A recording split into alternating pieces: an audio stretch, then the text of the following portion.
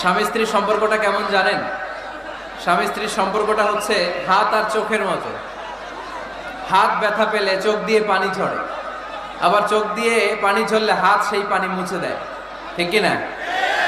স্বামী আর স্ত্রীর সম্পর্কটা এরকম হবে, হাত আর চোখ। হাত কেটে গেলে চোখ দিয়ে পানি পড়ে, আবার চোখ দিয়ে পানি পড়লে হাতই ওই পানি মুছে দেয়। সম্পর্কটা এরকম থাকার দরকার আছে না নাই? আছে। আল্লাহ তাআলা স্বামী স্ত্রীর সম্পর্ককে কোরআনে পোশাকের সাথে তুলনা করেছেন। ড্রেস, কস্টিউম, পোশাক। আওয়াজ করে বলেন, কিসের সাথে তুলনা করেছেন? পোশাক।